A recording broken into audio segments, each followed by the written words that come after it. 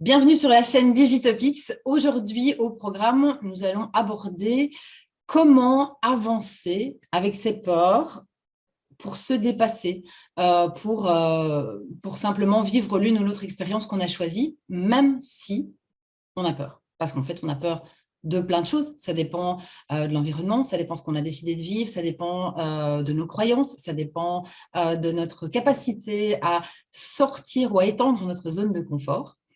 Alors, il y a forcément, je ne vais pas réinventer la roue, vous avez sûrement déjà entendu parler de plein de choses. Ce que j'aimerais bien, c'est peut-être tout mettre ensemble pour vous donner un aperçu un peu plus joyeux de pourquoi dépasser ses peurs et comment faire. En tout cas, c'est ce que moi j'utilise et ça fonctionne assez bien. Et en termes de peur, je m'y connais.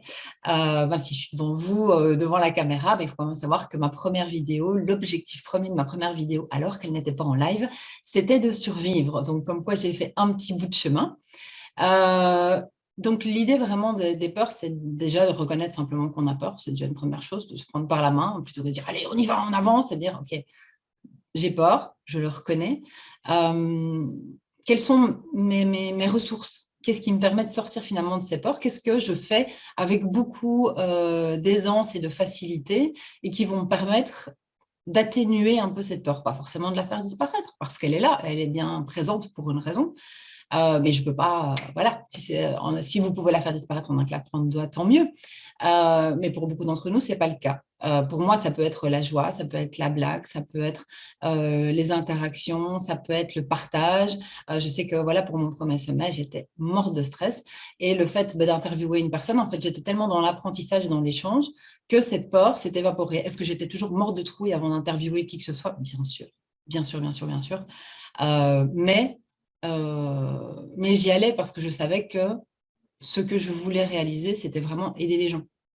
Et que je n'avais pas le choix. Je devais interviewer les personnes. Et là, ça mène un petit peu à la deuxième chose. Donc, vraiment, c'est reconnaître les peurs et identifier ses ressources. Et puis, dans la deuxième étape, on est sur qu'est-ce que je cherche à réaliser. Et si ce que vous souhaitez réaliser, même si vous avez la trouille, vous dites, ah ouais, ça, j'ai envie de vivre comme expérience, vous trouverez en vous le moyen d'y arriver.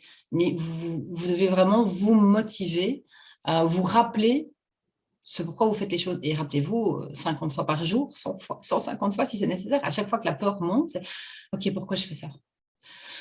Ok, pourquoi je fais ça ?» Et vous visualisez comme l'ayant accompli. Donc, c'est faisable. Si c'est humainement faisable, il n'y a pas de raison que vous n'y arriviez pas. Vous avez vos ressources, vous savez quels sont vos blocages ou les points sur lesquels travailler, mais vous savez vers quoi vous tendez. Et la troisième chose qui, moi, personnellement, m'aide énormément et que je trouve magique, c'est tout ce que vous devez apprendre sur le chemin pour être la personne qui va réaliser ce que vous allez réaliser. Si votre objectif, c'est de faire parler devant, je ne sais pas moi, 500, 1000 personnes, et qu'à la base, vous êtes plutôt pas vraiment quelqu'un qui apprécie la lumière, mais vous savez que vous avez un message à passer et vous avez été invité, et vous voilà maintenant, vous avez dit oui. Vous avez dit oui parce que votre message, vous voulez le faire passer au plus grand nombre.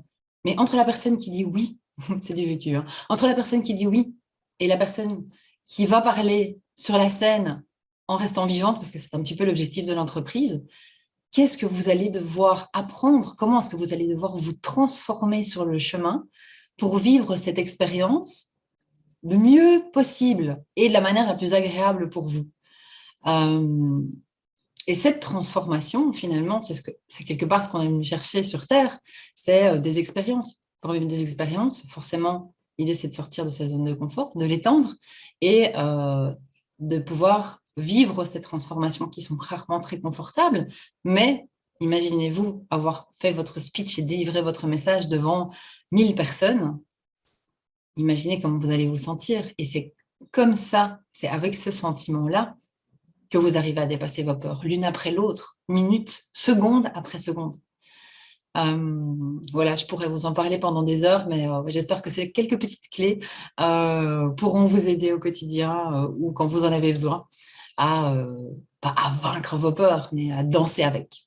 À très bientôt.